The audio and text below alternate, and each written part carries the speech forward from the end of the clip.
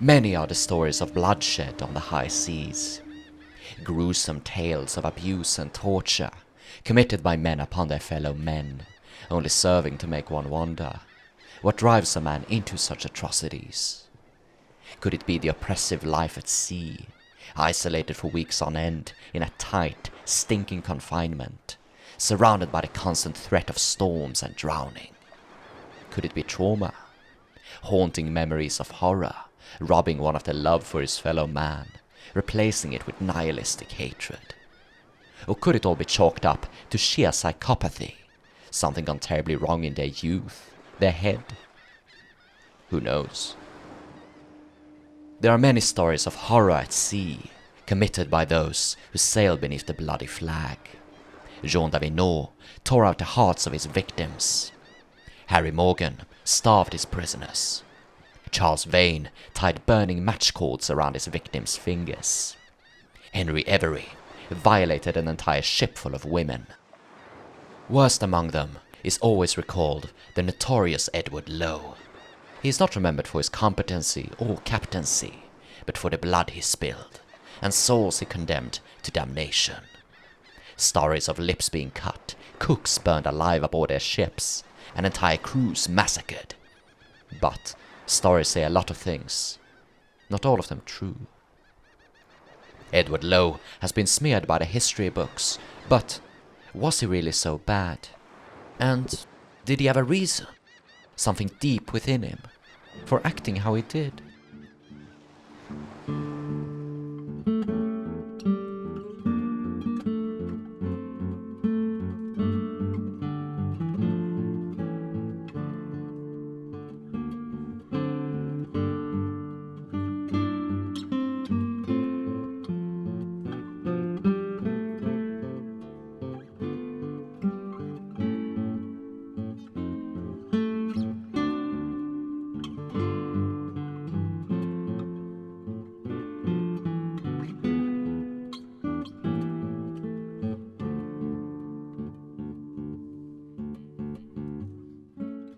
Many are the stories of Low's atrocities, plastered across the sleazy pages of the internet. You've doubtlessly heard a number of them: mutilations, decapitations, disembowelment, and other sickening descriptions. The history books are almost unanimous in their conclusions, but what if they're wrong? Most of these stories can be traced back to a general history of the pirates, written by Captain Charles Johnson. Old viewers of the channel are undoubtedly familiar with this book. It was written not as a truthful account of historical events, but as a cheap pop history book intended to sell. Stories and reports of pirates were garbled and confusing, so Johnson wanted to centralize them into a comprehensive narrative. And when there were blanks in the reports, Johnson filled in the gaps. He made stuff up. Pretty much all of the biographies are caricatures of the actual persons. Next to nothing is actually known about the personalities of Blackbeard, John Rackham, or Edward Low. Each of the pirate captains in the book can be seen as fulfilling a certain role, a character archetype. Blackbeard is the terrifying pirate, Howell Davis is the trickster pirate, Thomas Anstis the incompetent pirate, so on and so on. And Edward Low? He's the vicious pirate. It makes for an entertaining read, which is what the book was meant to be. Our modern conception of history, the past and our attitudes to it, are not applicable to before the 19th century. 18th century readers were familiar with the blending of fact and fiction, and for Johnson, history was a tool with which to make money. The fault lies not in the book, it lies with modern authors using it as a source, or secondary sources citing it. As an example, this can be observed on the Wikipedia entry for Ned Low. The most cited sources on this page is Johnson's book, a book from 1837 largely republishing Johnson's stories verbatim, and a 1996 book, which, while containing decent segments, including a few on Low, also quotes Johnson uncritically. This is quite standard in pirate research, using many sources, all of whom quote Johnson. There are also newspaper articles from the period, speaking of Low's atrocities. Such articles are often used by pirate historians as a more reliable source than Johnson, but they need to be taken with a pinch of salt. Quality control was non-existent. Articles were sparse on the details, published hastily, and errors were seldom corrected. Special caution must be applied when reading articles concerning Ned Low. By the time of his pirate career, piracy was almost dead. He is often regarded as the last great pirate, and that's not really saying much. So people were kind of starved for exciting news about pirates, a kind of morbid curiosity, and it was incredibly easy for rumors to spread haphazardly. Being the closest they had to a great pirate, the likes of Roberts or Blackbeard, Low became a boogeyman, and piracies were often attributed to him, even if he was halfway across the Atlantic from the scene of the crime. Whilst Johnson and the newspaper articles are taken at heart, seldom cited are the sources by actual eyewitnesses, lengthy accounts written by captives of Edward Low. Perhaps because these accounts do, surprisingly, paint a picture sort of favorable of him, and kind of contradict the stories we're often told. Of course, it must be stressed that Low was not a good person. Though he certainly had redeeming qualities, which are often ignored, he still robbed, kidnapped, enslaved, abused, and yes, he tortured. But for a pirate, this was nothing out of the ordinary, and Low does not seem to have been especially unique. And, perhaps, he might even have had a reason for acting how he did. One which might, just might, pull on the heartstrings of even the hardiest of viewers. It is not certain what Low actually looked like. In 1723, the American weekly Mercury called him a little man, but these reports should be taken with a pinch of salt. Low has frequently been depicted across media. In YouTube thumbnails and articles, you might find an AI-generated image, or a screenshot of Tad Murphy portraying him in the series Black Sails. In this depiction, Low is in his mid-30s, and with a scar blinding him on his right eye. This might be a reference to a passage from the General History, in which Low, during a botched surgery, received a gruesome scar below his mouth, revealing his teeth. It was most likely invented by Johnson to devise a more fearsome villain, his behavior reflected in his appearance. However, I think the scar on the Black Sails character is a more practical adaptation. Murphy is actually blind on his right eye in real life, after he was hit there by a homemade arrow at the age of 13. I mean, we've all been there. Otherwise, the Black Sails character is an inspiration, not an accurate depiction. The show is a prequel to Treasure Island, and takes place almost 10 years before the career of the historical Ned Low. Aside from other posthumous depictions, he received a handful in the various editions of the General History. In this lesser-known woodcut, he appears as a rather strapping gentleman with a very nice hat, cocked on both sides. More famous is this depiction, titled Captain Edward Low in the Hurricane, which he and all the crew had liked to perished, in which he appears as a portly, grey-haired fellow. It's a nice image, but not authentic whatsoever. We have no idea what he looked like, only that he was in his mid-30s. Edward Low was born to Richard and Mary Low, and christened on October 7, 1688, at St. Margaret's Church in Westminster, London. The family home was near the Horse Ferry in Westminster. He had an older brother named Richard, born in 1683, who went to sea at an early age, and returned home to become a burglar. He and his gang were caught and executed in 1707, just a week before Christmas. Richard attempted to cover for his two associates by taking all of the blame, but it didn't work. Johnson used this story to paint a picture of crime running in the family. In fact, Richard's story had previously been published in a similar book called A Complete History of the Lives and Robberies of the Most Notorious Highwaymen by Captain Alexander Smith. This book undoubtedly inspired a general history, and they were later combined into one book. Some speculate that Smith and Johnson were the same person. Anyway, according to Johnson, the brothers had gone to sea together, which seems highly plausible, but it's unknown what Ned did afterwards. There's no evidence of any criminal activity. Johnson says he migrated to America, where he found employ in a rigging house in Boston, making the ropes so essential for the maritime industry. Perhaps there's some truth to this. Low certainly lived in Boston, as several accounts refer to him as a Bostoner, and marriage records from 1714 document a marriage between Edward Low and a certain Elizabeth Marble. Elizabeth joined the convent of the Second Church in Boston's North End, and 2 weeks later, she gave birth to their son, William. 2 years later, the couple had a daughter, Elizabeth. Now, things began falling apart.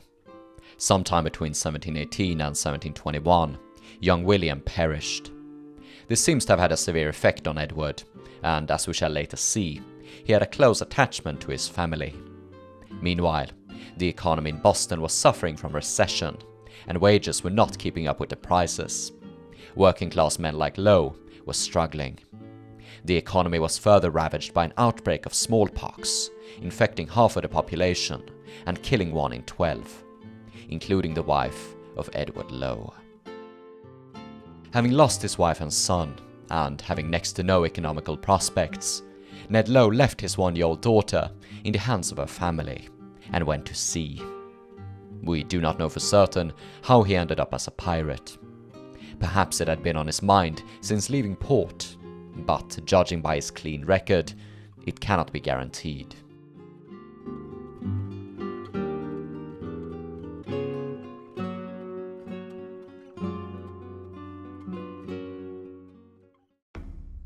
According to Johnson, he traveled to Honduras in order to become a bayman, a group of piratical lumberjacks harvesting logwood on Spanish property. Logwood is a red type of legume used in the production of purple and black dye. It was very expensive. When arriving in Honduras, Low attempted to shoot his captain over a dispute of dinner, but hit another fellow instead. Low and 12 of his companions escaped in a rowboat, took a small vessel, and became pirates. It is a dramatic event which the Boston Newsletter would have loved to have made a report on, but they didn't, thus putting Johnson's story into question. We don't know how Ned Low began his career of piracy. Johnson continues, saying that Low and his men sailed from Honduras to Grand Cayman, close to Jamaica. Not an unimpressive distance, implying that Low or one of his men either had a lot of luck or some navigational skills. When taken in water, Low and his company were picked up by the aptly named Happy Delivery, a pirate ship commanded by George Lowther. Low and Lowther, seriously, who's writing this? Anyway, Low was made an officer of the now 90-strong crew, indicating that, again, he wasn't so incompetent as often portrayed. Lowther and his men were looking for a suitable target.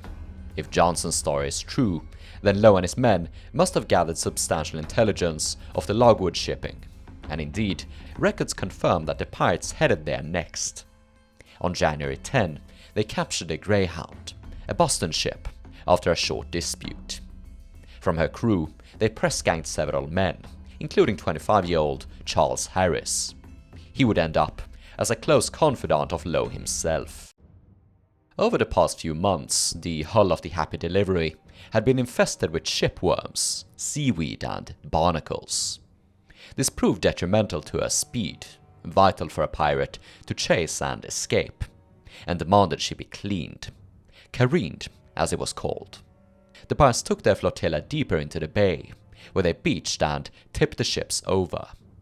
This scene was illustrated in A General History, with Lowther himself holding a carbine and overseeing the operations. While the pirates were working hard, certainly drinking half of the time, the Spanish and their Indian allies had been alerted, and soon launched an assault on the camp. Lowther and his men abandoned their cargo and torched the Happy Delivery, escaping in a large sloop, armed with 10 guns and named the Ranger. Being short on supplies, their first prize was allegedly a brigantine full of food, and captured near Deseada Island on the opposite end of the Caribbean. It was now late May, and the Caribbean was growing hot. Fever approached, According to custom, the pirates thusly decided to sail north, to New England. Off the Delaware Capes, they captured a brigantine Rebecca, bound from St. Kitts to Boston. Low was given command of her, and he and his crew drafted up their Articles of Agreement. This was a disciplinary document signed between the members of a pirate crew, and despite being regarded as almost sacred by them, next to none have been preserved. Fortunately, Low's articles were included in the trial document for 36 of his henchmen, recited from memory by one of the pirates, John Kincaid. He was a surgeon. His memory might have been faulty, but this is the closest we'll come. The articles read as follows. Item 1. The captain shall have 2 full shares. The master a share and 1/2. The doctor, mate, gunner, carpenter, and boatswain a share and 1/4. Item 2. He that shall be found guilty of striking or taking up any unlawful weapon, either aboard of a prize or aboard a privateer, shall suffer what punishment the captain and majority of the company shall think fit. Item 3. He that shall be found guilty of cowardice in the time of engagement shall suffer what punishment the captain and majority of the company shall think fit. Item 4. If any jewels, gold or silver, is found aboard a prize to the value of a piece of 8, and the finder do not deliver it to the quartermaster in the space of 24 hours, shall suffer what punishment the captain and majority of the company shall think fit. Item 5. He that shall be found guilty of gaming, or playing at cards, or defrauding or cheating one another to the value of a royal of plate, shall suffer what punishment the captain and majority of the company shall think fit. Item 6. He that shall be found guilty of drunkenness in the time of an engagement shall suffer what punishment the captain and majority of the company shall think fit. Item 7. He that hath the misfortune to lose any of his limbs in the time of an engagement in the company's service shall have the sum of 600 pieces of 8, and kept in the company as long as he pleases. Item 8. Good quarters to be given when craved. Item 9. He that sees her sail first shall have the best pistol or small arm aboard of her. Item 10. No snapping of arms in the hold. This document has proven invaluable for our understanding of pirate society. Of course, it is based on a long tradition of pirate, buccaneer, and maritime rules and articles, and the document shows that even Low's company were part of this long family tree. Indeed, these articles appear to be almost identical to those drafted by George Lowther. There are 2 things of note. 1. Contrary to Low's fearsome reputation, item number 8 dictates that prisoners are to be given mercy when asking for it. Of course, this would not always be respected. The rules are more like guidelines, etc. And secondly, in item number 2, the pirates call themselves privateers, not pirates, thus declaring some sort of legitimacy to their actions. That makes it worth questioning, what were they thinking? Why did they become pirates? To our eyes, and the eyes of the law back then, they were blatant criminals, enemies of all mankind. Did they see themselves as the inheritors of the old privateering tradition, able to steal without no one batting an eye? Did they think they could just rob from their own countrymen, make an easy fortune and retire with a pardon? Were they anarchists who just wanted to live free and go out in a blaze of fire? Did they consider any of it, or was it just a spur-of-the-moment thing?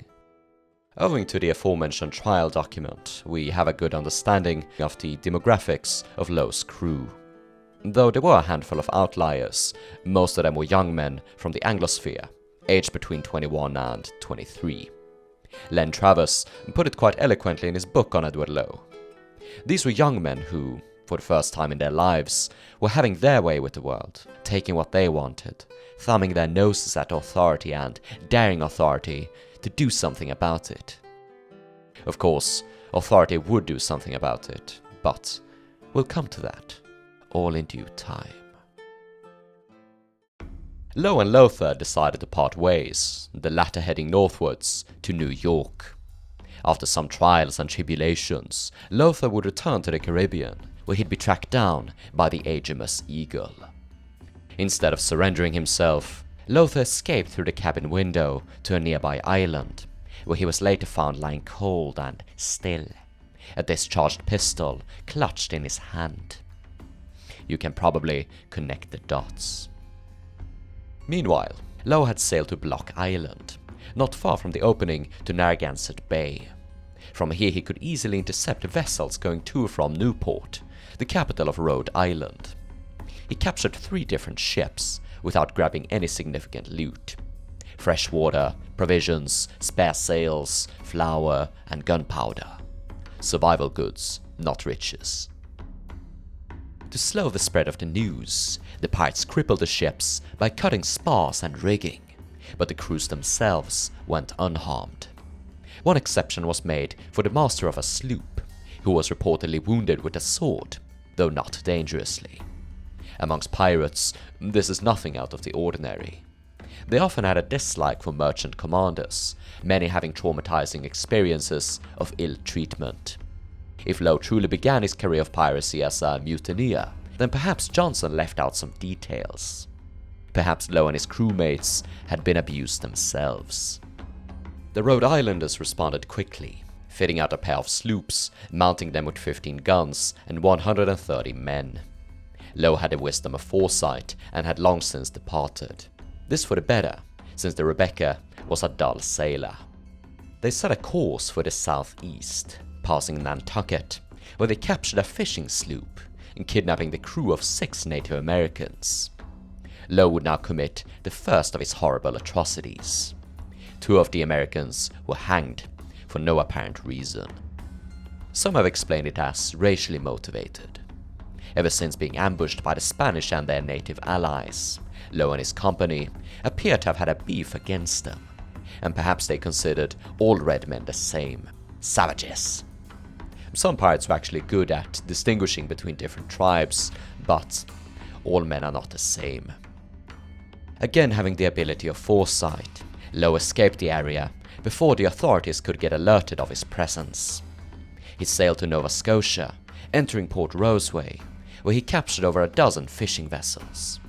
The sluggish Rebecca was replaced with a freshly cleaned schooner, naming her Fancy, possibly in honor of Henry Every. As for the Rebecca, she was given back to her original master, who had been held captive and promised this very outcome ever since.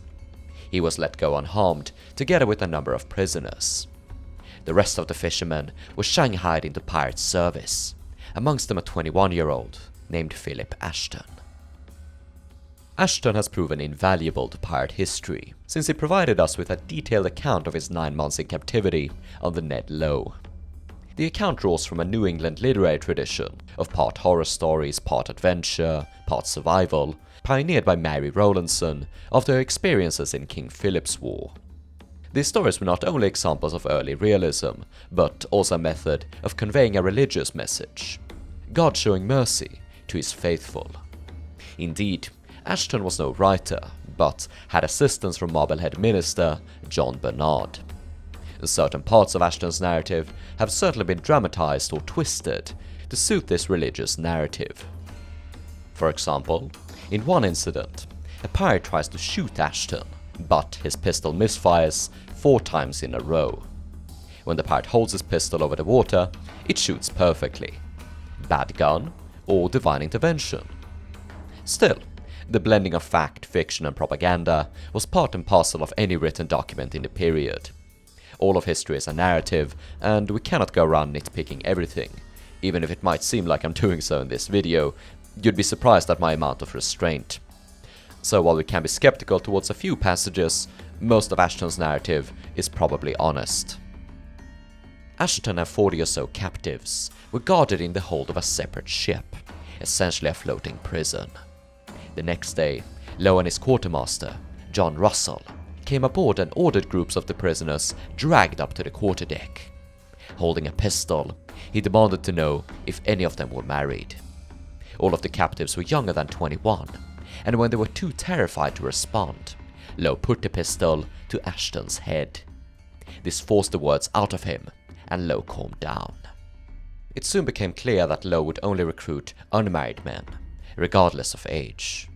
This often bewildered Ashton until he learned what we already know. Low has a daughter in Boston, and his wife had passed away, shortly before he turned pirate. It would take Ashton some time before he could figure this out. He tells us that when Low was drunk, he would sometimes enter into lucid intervals, where he would express a great tenderness for his lost family.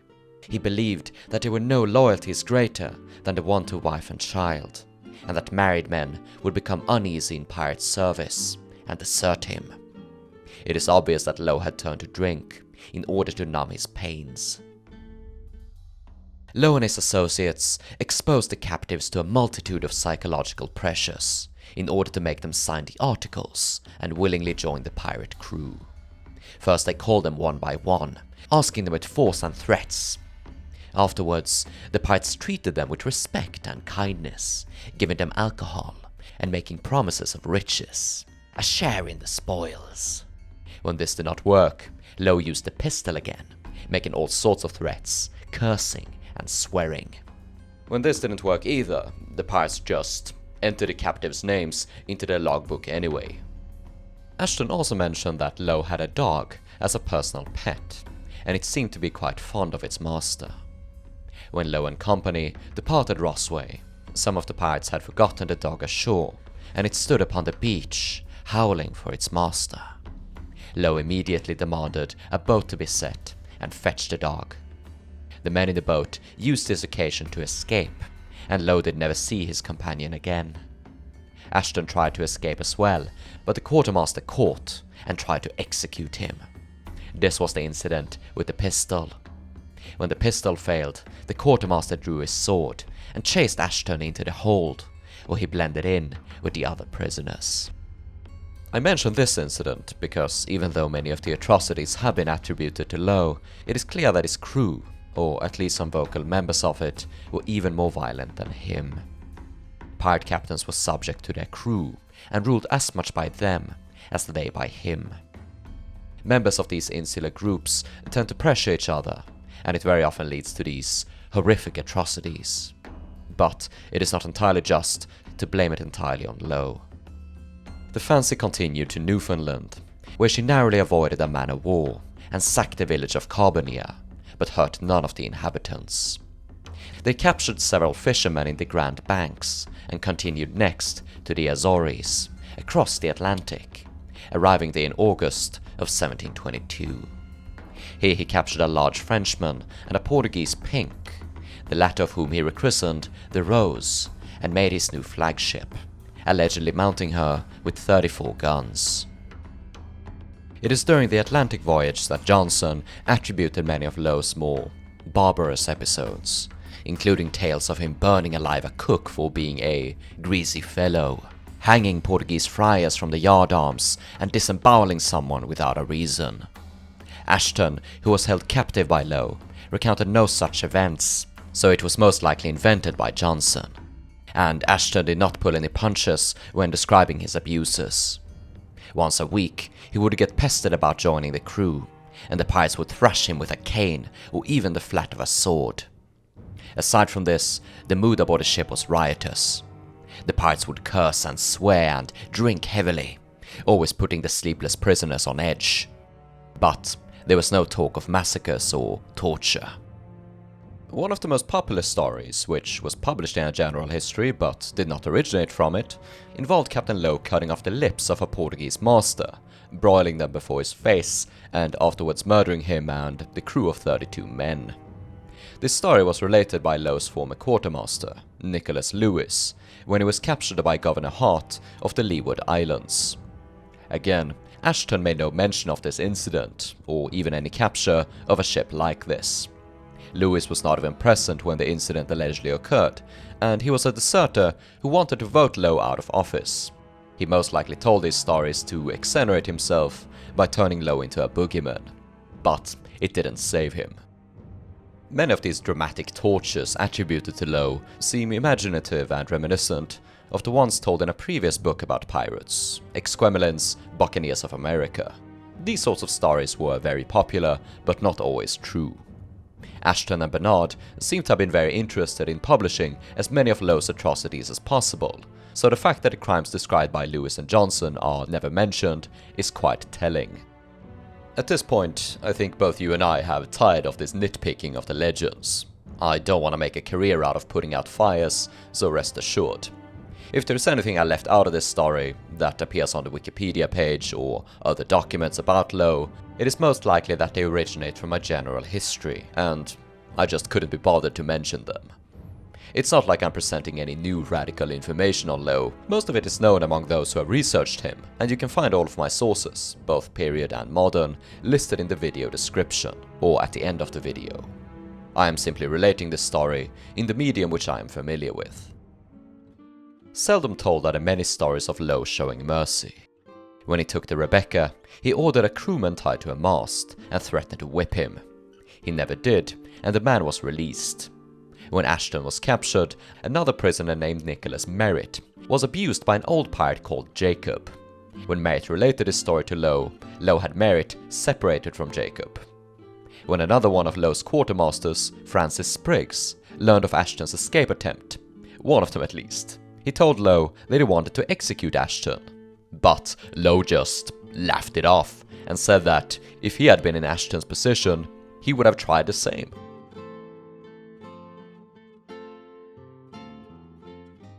Another favourable account is provided by one George Roberts, whom Low captured in the Cape Verde Islands. Now, just like Ashton's account, Roberts is controversial in the historical community, even more so. Many believe it is entirely fictional and written by Daniel Defoe. However, there are some reasons to believe in its authenticity. For one, Roberts is known to have been a real person, and his account was often included in collections of true traveller accounts, added by editors who would have been familiar with fact, fiction, and the difference. Of course, Roberts himself may not have written the entirety of his account, and the author likely made fictional additions, but, as we discussed previously, this was part and parcel of 18th century literature. Roberts was taken aboard a Rose Pink, where he was ceremonially greeted by the gunner. The gunner told him to enter the cabin and pay his respects to the captain. Inside of the cabin, Low was sitting on a cannon, even though there were plenty of chairs. He treated Roberts amicably, going so far as to apologize for having captured a fellow Englishman. Afterwards, Low called for his servant and offered his guest a drink. Until he and his crew had decided on what should be done with Roberts and his sloop, the prisoner was given a hammock and bedding to rest in. Low's hospitality seems in line with his previous treatment of the master of the Rebecca. Roberts portrayed Low as the voice of reason aboard the ship. While some of his men and officers were more eager to treat Roberts cruelly, Low was able to calm them with his charisma and surprising merriment. When the rest of the crew went to sleep, Roberts, Low, and 3 or 4 others sat up at night, drank wine, and had a discussion on trade and church and state. Low and his crew seemed to have been especially opinionated on religion, allegedly believing money to be their lord, and they themselves their only savior. There is a little passage from Roberts' account which could be considered irrelevant to our story, but I personally found it somewhat touching and decided to include it. When Roberts went to bed, Low stayed up after him, and he could hear the captain giving the orders to those on night watch, which course they were to hold, to mind the top light, and for them to keep a good lookout. If they ever saw anything, or if the consorts made any signals, they were to call him. For me, I get this very strong image and feeling of how it must have been like being in that scene. You got the air of the evening's festivities still fading away, the sea is black all around you, and these men, criminals capable of horrible things, handle these very routine matters in a calm fashion. I think this incident also showed Low's abilities as a commander, even if basic. He's both able to relegate a night watch, whilst also telling them that he'll be present if needed.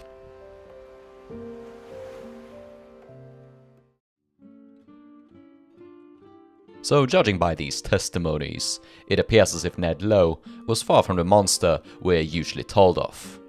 And whilst he certainly was a villain, he really wasn't so bad as some of the other men aboard of his ship. Nor was he so incompetent as we often led to believe. He had skillfully navigated across the Atlantic, avoided capture on multiple occasions, and whilst he hadn't really claimed any treasure, he had captured a substantial amount of ships. But he had also been lucky, and the tide was about to turn. The passage back to the Caribbean was pestered by a storm, almost resulting in the pirates' undoing.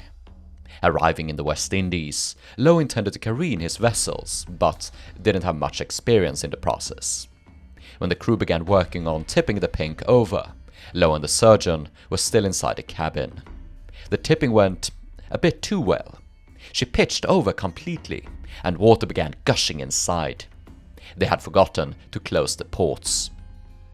Low and the surgeon were trapped.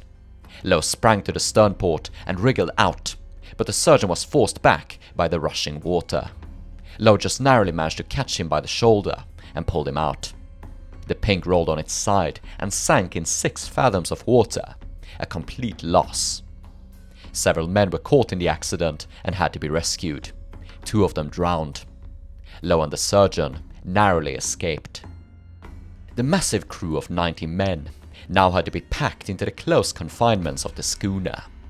Having lost most of their rations aboard the Pink, they operated on severely reduced rations. The crew was starting to question Low's abilities as a captain. He had to prove himself, and quickly, lest he'd face the end of a gun. The bad end. They traveled to Gran Granada, a French colony of the Leeward Islands, where Low pretended to be a merchant caught in a storm. The French gave him access to replenish, but growing suspicious of his intentions, they fitted out a sloop to go and capture him.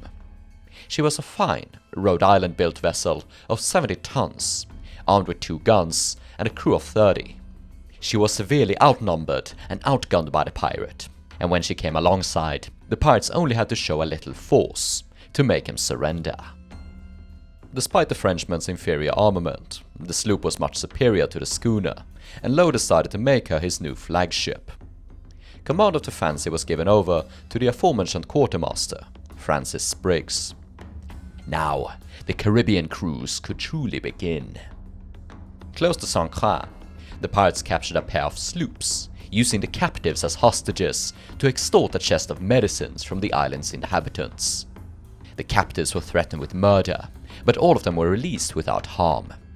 It is highly plausible that stories of his abuses had already spread, and though Low in reality was nothing out of the ordinary, he might have wanted to cultivate such legends in order to make his victims more compliant.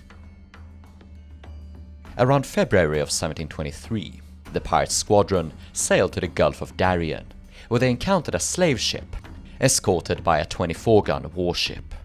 The warship was fast and began chasing them. In order to escape, the pirates had to split. The warship went after Low. Things were not looking good. However, one of the crewmen aboard the sloop knew of a shoal in the vicinity, which the warship would not be able to pass. As the sloop made way for it, the warship was closing in. She was now within 100 yards and fired one of her chasers, the bullet just narrowly passing over the sloop. As the Navy men made ready on the guns, they felt a light tremor, the ship slowed to a halt. They had run aground. The chase was over.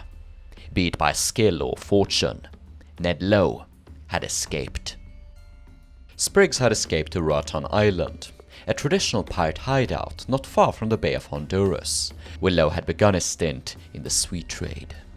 The pirates aboard the schooner were seemingly outnumbered by their forced men, so Ashton and several of his companions began plotting a mutiny.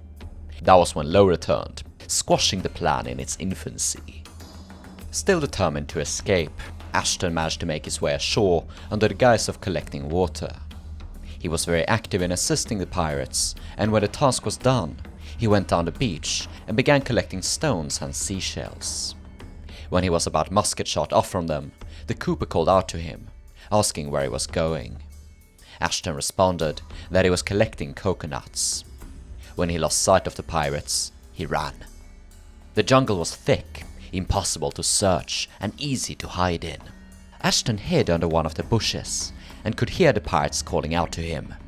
When they finally tired of this, the cooper called out, "If you don't come away presently, I'll go off and leave you alone." and so they did. After 9 months in captivity, Philip Ashton had finally escaped. He would spend another 16 months marooned upon the island, before being picked up by a vessel from Salem and brought home to Marblehead. By this point, Ned Low had vanished without a trace. But I am getting ahead of myself. Low spent his time in Honduras diligently, capturing a sloop and bolstering his crew from among the baymen, increasing his company to 100 men. He even encountered his old captain, George Lothar. Lothar had lost his old vessel and most of his crew. The situation had virtually been reversed, and the two men decided to join forces again. Their next target were the merchant vessels looking to buy logwood, but the Spanish Coast Guard had beat them to it. Pirates never had a tendency of actually fighting each other. Sometimes they would argue, make threats, but it would next to never come down to actual fights. It was too risky and never worth it. An exception was made for Spanish pirates, the Guardacosta. This was essentially a Spanish paramilitary force employed for pirate hunting, though they didn't exactly discriminate in who they regarded as a pirate.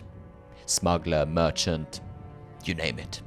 Anyone buying logwood on what was considered Spanish property was fair game. Low stumbled right into a Spanish Coast Guard as they were in the process of plundering a vessel. The accounts are uncertain what exactly happened, but the engagement was bloody. Many of Low's new recruits were baymen, who had a decades-long blood feud with the Garda, and certainly a bone to pick with them. Some say the Spaniards surrendered, but being the Garda, I find it unlikely.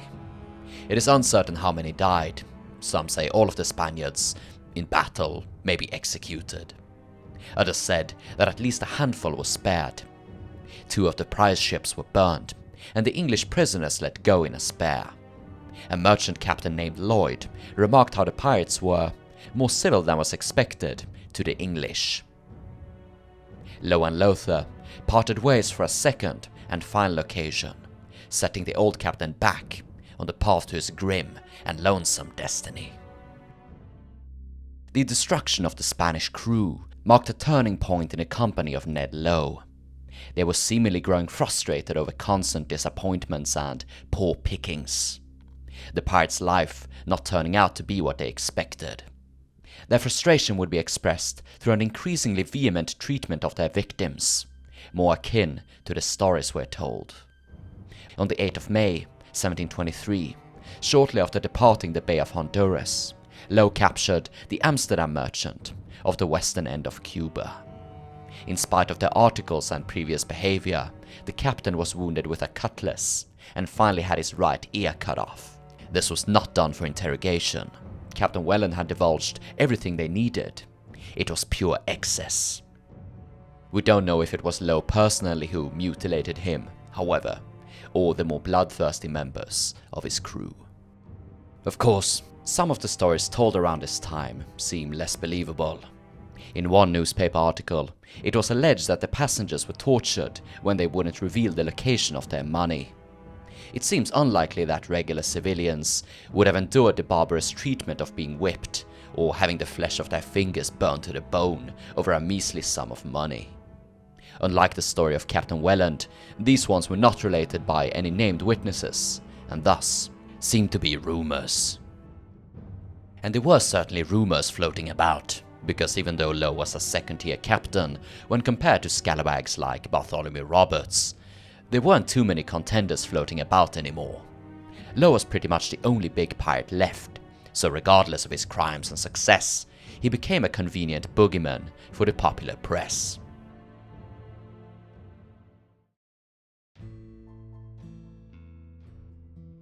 Any pirate boogeyman needed his own unique flag. There are a handful of flags associated with Low. 2 of them stem from a general history. One was a black ensign with a skeleton holding an hourglass and stabbing a bleeding heart. This flag was almost certainly used by Low, since other sources documented it in the hands of his associates, Charles Harris and Francis Spriggs.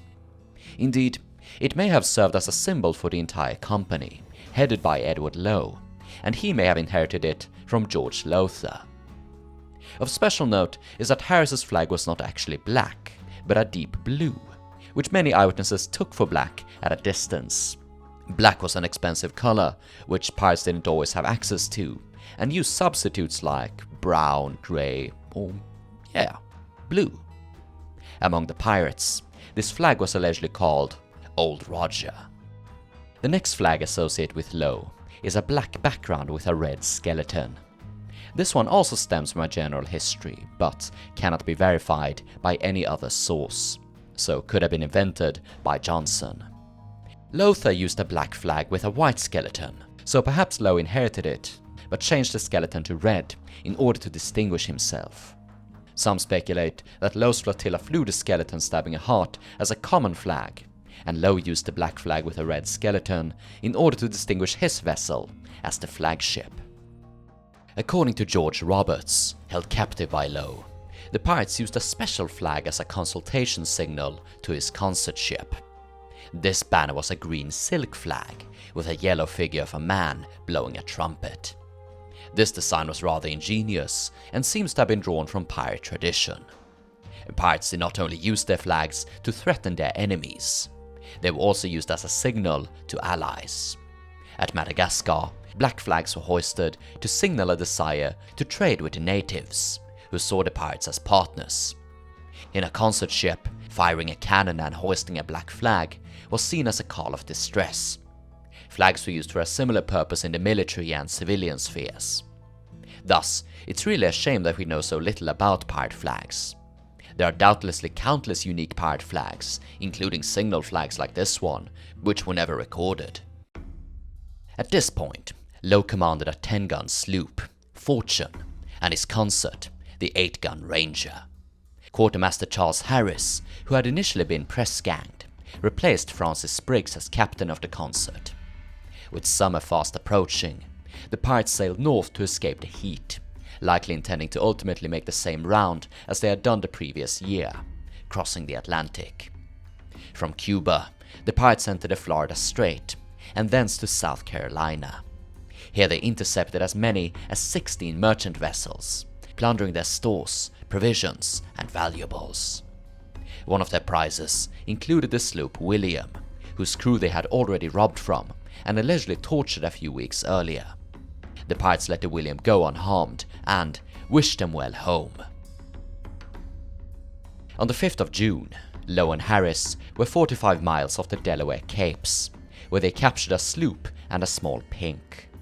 Having been plundered, the pink steered off and encountered the HMS Greyhound, a 6-rate frigate of 20 guns, patrolling these waters and providing escort. The pink informed the Greyhound's captain, Peter Solgaard, of the pirates' whereabouts. Solgaard was of Danish origin and had been pulled into British service through Prince George of Denmark, husband of Queen Anne. He was eager to distinguish himself, and in peacetime, this was done by combating pirates. The crew of the Greyhound were no less eager, as they had previously been captured by a crew of Spanish pirates. The Spaniards had disguised themselves as merchants, snuck aboard, and assassinated the Greyhound's officers during a toast. Yearning to avenge themselves, the Greyhound had recently had her hull cleaned of barnacles and greased, giving her a vital advantage in speed. Upon receiving the news of Low's proximity, she set sail. On the 10th of June, 1723, at 4:30 in the morning, the Greyhound spotted 2 large sloops sailing together, 14 leagues south of Montauk Point, Long Island. She had gotten to leeward of the pirates. They had the wind at their backs, giving them the upper hand, and opportunity to either attack or escape into the nearby coastline. Yet, Captain Solgaard decided to use this to his advantage. He sailed straight into the wind, making it seem as if he was a merchant, making a desperate escape. Low had heard of a large merchant ship in the area and believed the Greyhound to be her. This was the extravagant prize the restless pirates had been hoping for. They pursued, running out the oars as to gain every bit of speed. They had taken the bait. Without a whistle or drumbeat, Solgaard quietly sent his men to their quarters, every hand keeping low, carefully preparing the guns, and clear the decks for battle. The chase continued for 2.5 hours, the pirates closing in. When the pirates came within gunshot, the wind shifted in Solgard's favor, and the Greyhound suddenly came about. The pirates were no doubt confused. Did she intend to fight? Was she bluffing? At 8 AM, they hoisted their black flags, each of the sloops firing a warning shot. The Greyhound did not respond. She was not even flying a flag. Some of the pirates were expecting trouble, and Low had to make a decision. He decided to engage. According to Low's surgeon, John Kincaid, Low's plan was to close in on the Greyhound, fire the great guns, then a volley of small arms, get close enough to throw over powder flasks, and then board her. The Ranger was to grapple onto the Fortune and use her as a bridge to get on board the enemy. For pirates, the plan was textbook, provided everything went according to it. The men were impressed by Low's boldness and charisma, and swore to make a stand, man of war or not. They prepared for battle. Back in Honduras, the pirates had captured a musician who was presently drumming a battle beat. To signal their intentions, the pirates hoisted their red colors. To their surprise, Solgard did the same, followed shortly by the king's colors. When the combatants closed in, Solgard ordered the mainsail furled and the helm down, turning to port and bringing his course to the northwest, slightly against the wind, enough to sail at battle speed, but not enough for the pirates to close in. If they wanted to board him, they would have to sail straight into the wind and be undefended against his line of fire. They had to take the same course as him and engage in a drawn-out artillery duel. With the Greyhound having a stronger hull, more and heavier cannons, and better drilled gun crews, she stood at a significant advantage. The pirates fired first. The Greyhound did not respond. Solgard was taking his time, analyzing the effect of the enemy's gunnery. It was ineffectual. As the ships closed into 250 yards, the gun ports swung open, the cannons rolled out. As the sloops came abreast of the Greyhound, she opened fire. The guns had been loaded with a devilish combination of grape shot on top of a 6-pound ball, able to tear apart woodwork, rigging, and men. Meanwhile, on a distant merchant ship, the crew could make out the rumbling of cannons.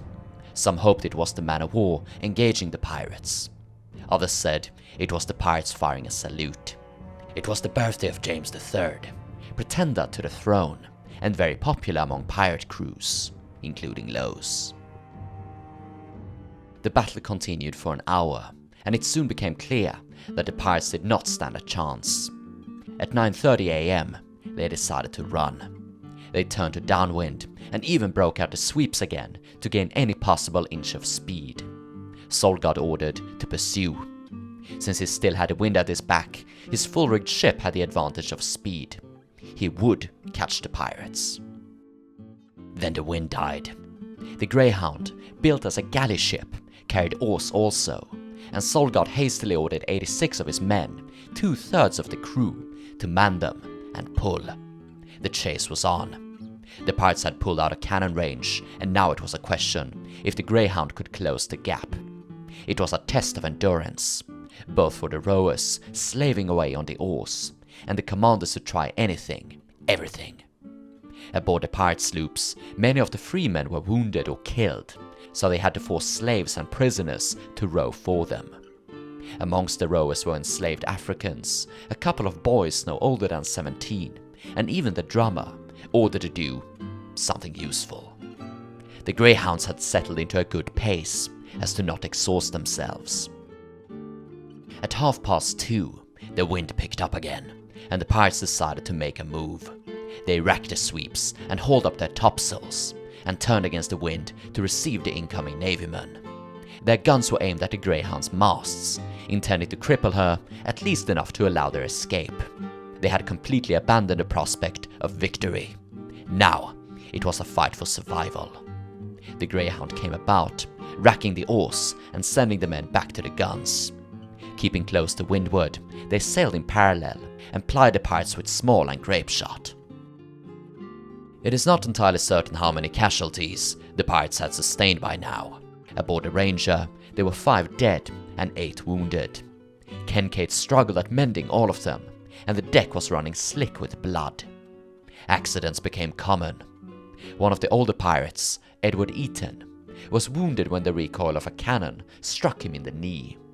Morale was cracking. Harris's quartermaster, John Waters, was heard saying, "We had better strike, for they would have better quarters." The Fortune was doing no better. Having taken the bulk of the Greyhound's fire, she was badly battered, and Low himself may have been wounded. A man, probably Low, was seen on deck with his cutlass in hand, encouraging his men in the engagement to fight, before he collapsed. Seeing no way out of this, the pirates made a desperate turn towards the shore. Solgard pursued, knowing he had to end this fight before darkness, which would give his enemy the chance of slipping away. He came so quickly upon the pirates that he ended up between them. Having not enough men to man both sides, he focused on starboard and the Ranger. With a full 10-gun broadside, he brought down the flag and mainsail of the Ranger, and at 4 o'clock, Harris and his men called for quarters. This bloody sacrifice allowed Captain Low to escape. Solgard and his men spent the next hour securing their prize. The pirates had initially sworn to blow up the sloop in case they were captured, but most of them had now lost their stomach. Yet, as the Greyhound's longboat rode for the prize, a pistol fired. They initially thought the pirates had changed their minds. Instead, one of them, still dedicated to the do or die, had decided to commit alone. The Greyhound made a final attempt to pursue Edward Low, but he had too much of a lead. Around 9 o'clock, with the Fortune 6 miles to the northwest, the Greyhound lost sight of her near Block Island. After 16 hours of chasing, fighting, rowing, and fighting and chasing some more, the crew had finally got some rest.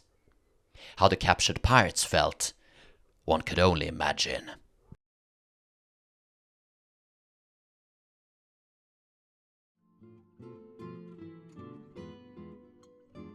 The Ranger and her crew were escorted to Newport, where they were taken to trial and sentenced to hang.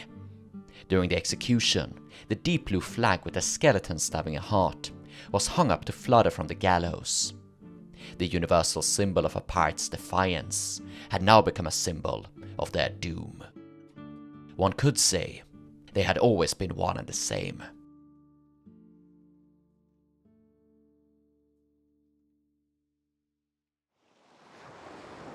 A few days after the disastrous engagement, the Fortune took a whaling sloop.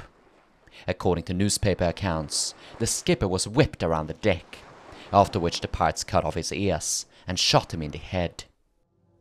It seems plausible that Low and his men, frustrated by their defeat and traumatized by the bloodshed, decided to take it out on helpless victims. Indeed, reports of their misdeeds intensified around this time, including tales of hearts ripped out and roasted and force-fed, ears and noses cut off. Many of these reports were unconfirmed, ambiguous, and often contradictory. Some of the piracies committed in the vicinity were not even done by Low, or unconfirmed. Since Low and Lothar were active in the same vicinity and had a similar name, many of their deeds were mixed up. It is not even certain if Low was still alive at this point. If he was indeed the shouty man waving a sword during the battle and seen falling, he may have been seriously wounded. A Boston newspaper reported that he had died of his wounds 3 days after his engagement with the Greyhound. The Fortune had apparently been captured by the French near Canseau, but the paper admitted that all of this without verification. Others said that Low had been cornered at Cape Sable by the HMS Seahorse and defeated during a smart engagement. But in June of 1724, news reached London that Low, now in command of a man-of-war, was defeated by the HMS Diamond on the coast of Africa. All of this was wishful thinking. Against all odds, Low was still alive, and in the 11 months after his encounter with the Greyhound, had successfully cruised across the Atlantic. At the Cape Verde Islands, he scuttled the Fortune, replacing her with a full-rigged ship named the Merry Christmas. This is why I released this video in December, by the way. Low made a man-of-war of her, mounting her with 30 guns. Yet, his crew had now been reduced to 50. It seems he decided to release a handful of his forced men, giving them passage aboard a captured Portuguese ship, whose crew went entirely unharmed. This incident strongly contradicts the reports of cruelty. Off Africa, he captured a Portuguese vessel, with no reports of cruelty, and several of his forced men even being released alongside the Portuguese. However, Low certainly acted cruelly, but nowhere as close to the stories. In one eyewitness report by a captured sailor named Jonathan Barlow, the pirates threatened to cut off his finger to get a ring on it. He just handed it over. When Barlow refused to sign the pirate articles, Low took out a pistol and beat out one of Barlow's teeth and threatened to shoot him down the throat. In December, Low captured the ship Delight near Sierra Leone, adding her to his squadron. Quartermaster Francis Spriggs was given command of her, but soon deserted Low after a dispute. It's uncertain what happened. Different sources tell different stories, each of them apparently told by the pirates. In one of these stories, a captive had been killed in cold blood, contrary to the articles. Spriggs wanted the perpetrator punished, but Low protected him, so Spriggs and 18 followers deserted, making way for the Caribbean. This doesn't seem in line with either Spriggs or Low's personalities, and the reality may have been reversed. When Low and his crew returned to the Caribbean, another dispute arose among them, and Low was deposed as captain, replaced by a certain Shipton. He and his close followers were given a recently captured sloop and sent on their way. Shipton soon reunited with Spriggs, whose career would seemingly continue into 1726. Spriggs and his pirates would boast to prisoners of having marooned the infamous Edward Low, notorious for his cruelty. It is amusing that despite our attempts to learn the truth about pirates, they never seemed interested in it themselves, and just like every other source, were as invested in spinning yarns and twisting lies to their own benefit or amusement.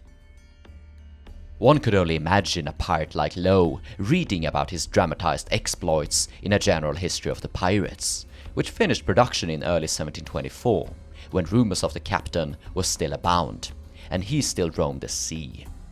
Johnson concluded that he could not tell what happened to Low. He might have gone to Brazil or been taken by a storm. After this point, it becomes impossible to know what happened to Edward Low. In May of 1724, it was reported that he had bolstered his crew to 30 men, but was captured by a French man-of-war and hanged on Martinique. In 1725, reports said that Low and Spriggs had teamed up again and were preying on ships near Long Island. This might have been an unknown pirate who co-opted Low's persona and fearsome reputation. For all the shit that Johnson and the newspapers are given for twisting the truth, pirates were really no better. One might wonder if such a thing as true pirate stories even exist. Francis Spriggs and Shipton were still active in 1726, when they were finally cornered by the HMS Diamond. She had been hunting them for more than a year, and finally found them in the Bay of Honduras, having teamed up with another pirate, Joseph Cooper of the Knights Ramble. The Ramble was boarded, during which the pirates committed mass suicide by blowing up their cabin. Spriggs and 18 of his men managed to escape, their ultimate fates unknown, and Shipton was captured in his camp at Black River. When taken back to trial in Jamaica, he perished en route. During the pirate hunt in Honduras, the Diamonds came upon a startling surprise. In March of 1726, they encountered a small piragua, crewed by 8 men and captained by Ned Low. The Diamonds pursued him in a canoe, but it foundered in a storm, and Low escaped to Roatan Island. According to some reports, both Low and Spriggs were massacred by the mosquito. This was the final time that Ned Low was seen at sea. Strangely enough, he resurfaced again in 1739, during the Wharf-Jenkins era, the final hurrah of Caribbean privateers. In November of the same year, Edward Vernon laid siege to the settlement of Portobello, bombarding the fortifications with his 6-ship armada. Being under such heavy fire, the garrison decided to leg it. The landing party managed to get a good look at the escaping defenders. According to one of them, reporting anonymously to the Boston Evening Post, Ned Low was among them. The report was short, a triviality added to the longer article, and reads as follows.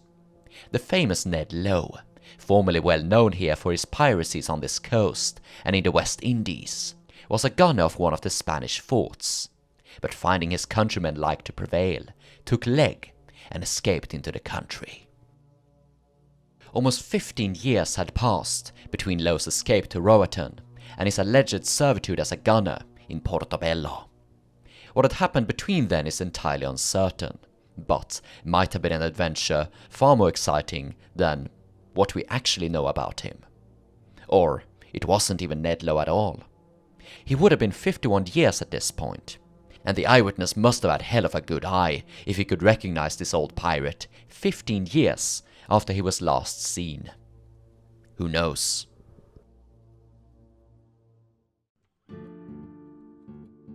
Their commander is Edward Low, who is esteemed the most noted pirate in America. So reads the report from Captain Peter Solgard in 1723. Low certainly was noted, but mostly out of the lack of competitors. By the time of his flourishing, piracy was dead. He was a dead man walking, much like the skeleton upon his flag. His career lasted between 18 to 24 months, during which he captured at least 80 vessels and an insignificant amount of treasure. It is unclear what his goals or ambitions were, if he even had any. Nowadays he's mostly known for being a psychopath, but, as we saw, most of the stories of his excessive cruelties were unverified. According to the prisoners who spent a significant amount of time with him, he was more lenient and kinder than his crewmen. Of course, he did engage in cruelties, making threats, beating out a man's tooth with his pistol, but nothing which Low did was exceptional in the age of pirates. Philip Line, before he was hanged in 1725, boasted of having killed 37 masters of vessels. During the 1726 trial of William Fly and his men, the pirates admitted to having drowned their former captain after cutting off his hand.